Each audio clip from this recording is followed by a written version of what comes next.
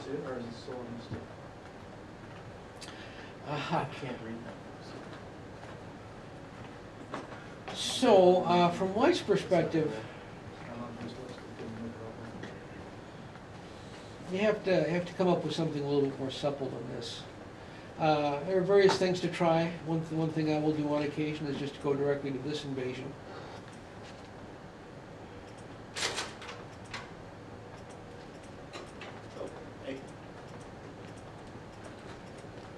You know, something on this order where you secure this stone while also attacking the territorial balance over here.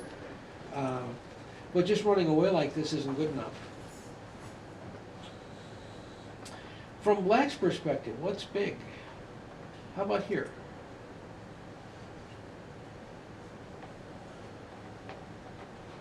You always want to keep enhancing your position so that when the time comes, this is a 6-stone handicap game, right? So when White invades, you expect that you're not going to get as forceful an attack as you have coming to you because of the tactical difference between them. Consequently, what that means is you like to reinforce your area here so that when the time comes, you have as big a numerical advantage as possible. That means you're going to get as much pressure as possible, and you're going to keep him defending for as long as possible. So you like to keep building up your area here in order to keep more control of the game. Okay, and again, you don't play territory moves, you build structure with attacking moves. I don't know if I said over set in this one or not, but again, you play here. The territory move is the last move you play. You're not going to get all of the territory no matter what you do. You get the most territory by having the most severe attack when your opponent invades. You keep that severe attack by playing attacking moves, not by playing territory moves. See, what happened in through here is that, see this stone here? When he came into this area, he's kind of channeled into it. This stone has no attack pressure whatsoever on this stone. If this stone were over here, it would have substantial attack pressure on this stone. So that instead of here, you know, I like this move, but let's say you have played here just for comparison. See, this stone is nicely placed to put attack pressure on White, to keep him defending for as long as possible. This stone doesn't do that at all.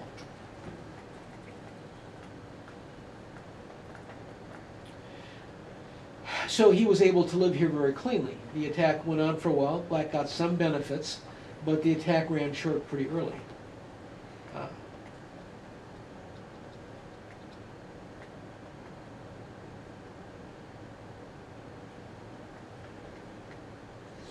When you give him this honey, you just completely lose attacking force against him.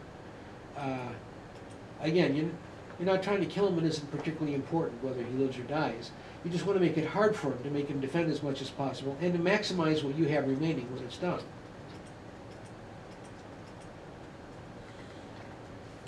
You know, let him live down here if he may. Good for him.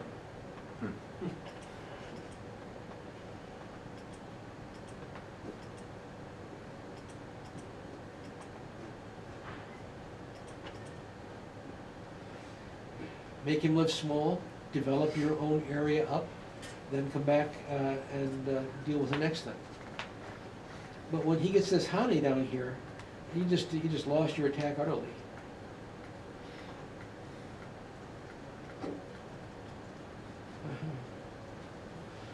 And then you opened up a weakness and got cut, and gave your stones away.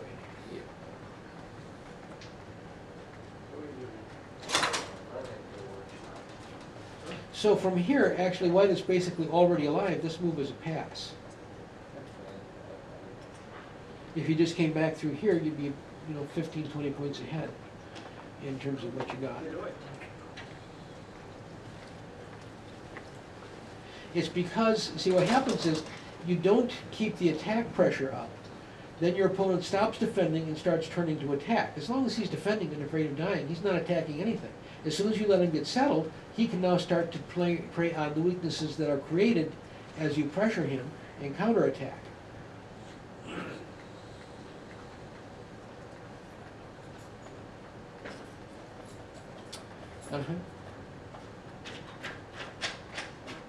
Okay.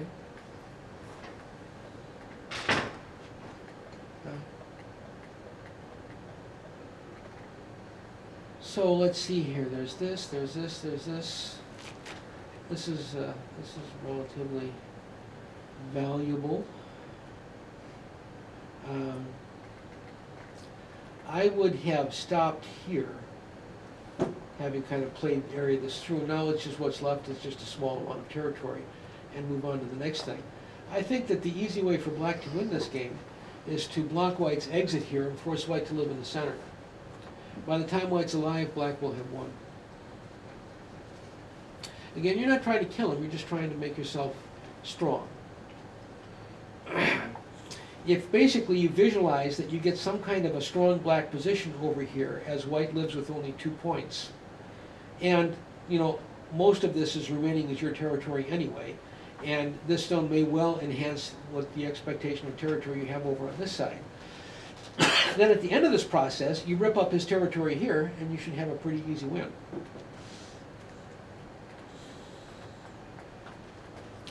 As a matter of technique, whether you're intending to separate them or not, if you have a support stone over here, you always play this move. If you're intending to let them connect, then you look like this and move on. It's obvious that that's superior for black than this is. Yep. I see, that is a mistake in the recording.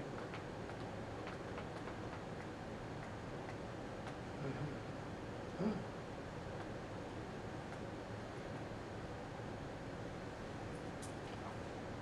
Then the next part of the game is me fighting to keep those cutting stones alive.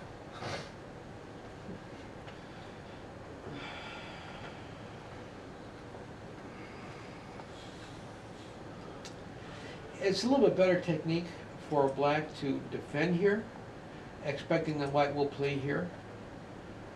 You're playing to just define the line between the territories and push it in your favor, which you have done.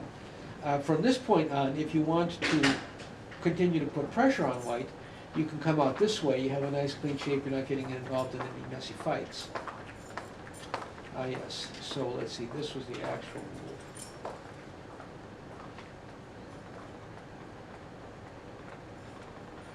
So we have a little bit of a disparity of opinion about what's the important thing in this game. Since black is playing through here, and since white is short of liberties, how about just turning down here and allowing white to control the center in exchange for you breaking into the upper side and isolating a white stone there to create territorial potential for black. This is a huge move. It's just sitting on the board here. All you have to do is take it. There's no fighting involved, no muss, no fuss. There's nothing over here that you're that afraid of. Oh, I'm cut.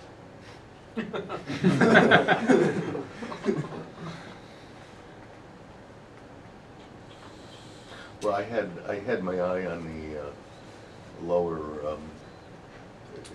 If I was able to get some pressure on those stones, if there were possibilities on the Bottom center. yeah, on the bottom. There was some algae there. I mean, there's nothing there yet, but it's something I thought might develop. It's something you can work toward, but it's a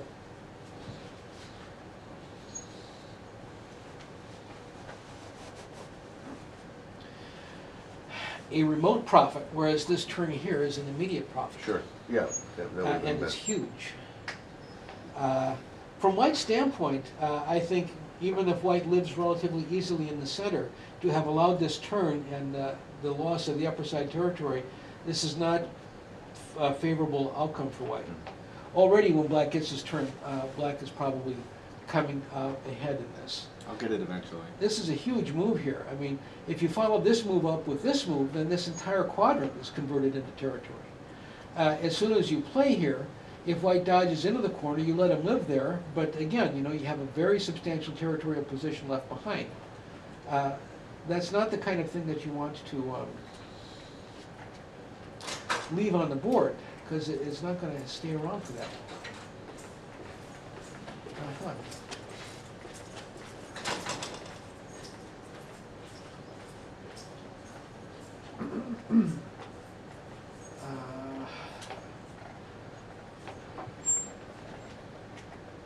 This pass creates the possibility of white pushing the position back on black.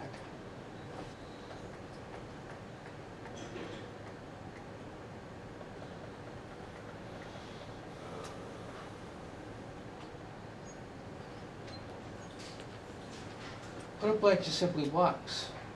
Is there anything that he's especially not afraid of? I think I was afraid of getting completely wrapped up. And how would that be? Losing all this time. I'm not sure. Is white playing here?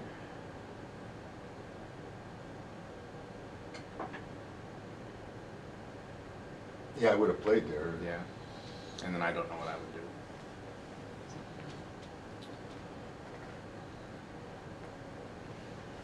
I mean, I didn't think you played it that badly in terms of. I made that cut expecting to wrap around and squeeze out the top and get an eye there. I think that the problem is you have to start with this cut. Yeah. I think you lost the tempo because you cut in the wrong place. But I didn't think that cut there worked, I guess. What do you mean work? None of these cuts work, Wow. or they all work, depends on how you look at it. Right. If he wants to fight through here, now that this is on the board, he can't fight back here. You're- Okay. If he gives you this, so the thing is Right, about the right, cut. right. If he gives you the stone, fine. He gave you that stone, you linked up, you know, everything is groovy. If he fights to save this stone, now because this is on the board, this is Atari, this is Atari, then when you turn to this next cut, he's hamstrung. He can't fight back the way he was able to fight back in the game because the next move was double Atari. Right. So you kind of lost a tempo here. You see, Okay. by cutting through here first, you create a situation where when you cut here, he'll give up on this stone. He won't resist against that, but he'll get some benefit that he's created in the meantime. So I think you've got a little bit of a problem for yourself by cutting in at the wrong time.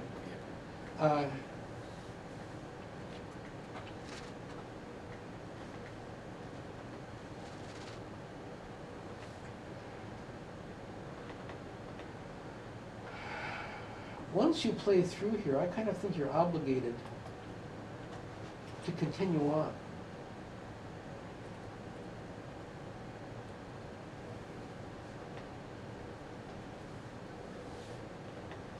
This looks feasible for black.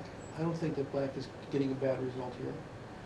But by going this way, it's true that you get this capture, but you've given up this stone, you've given up this stone, you've given white this Yep. Atari. Just look at all of the cost on the outside. And actually, you started this off in an attacking position, but now you kind of got pushed into a defensive position and got a horrible result. Yep.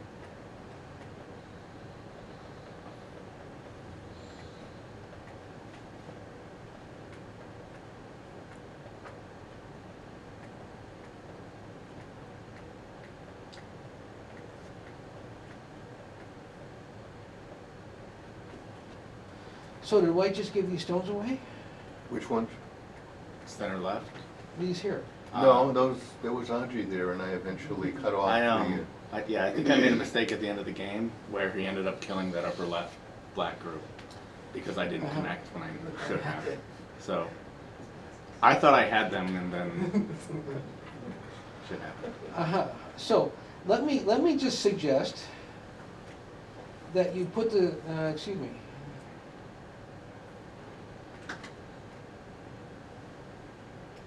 Put the stake in the vampire's heart. Okay. If these stones die and this is converted into territory, is there a problem in this game for black? Too many points. Isn't that more than enough to give black a very substantial win? Yep.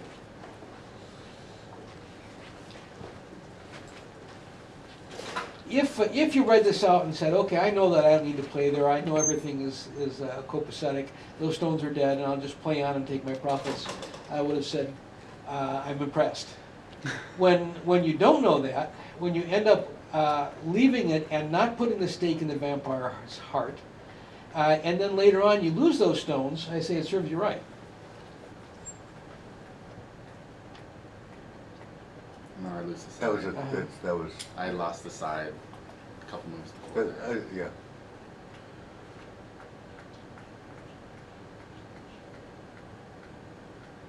So the side's gone by now. Right, once you get cut off there. That was a lunch break. No excuses, just a comment.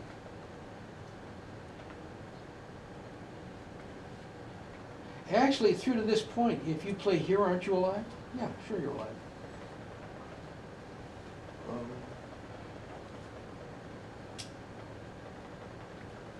If white descends, Doesn't white have to defend below that? yeah, white just descends. Where? Next, yeah, Here? right there. Okie dokie. And then, With high. He makes the empty triangle. and then, Oh. Oh, yes, he descends on Okay. top of the two stones. Right Here? there, yeah. Finalize the cut. you're looking to, uh-huh.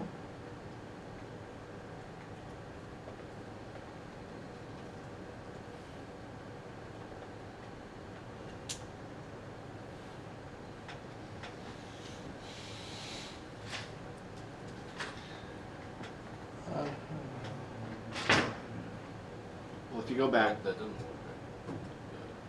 if you go back about 10, 15 moves,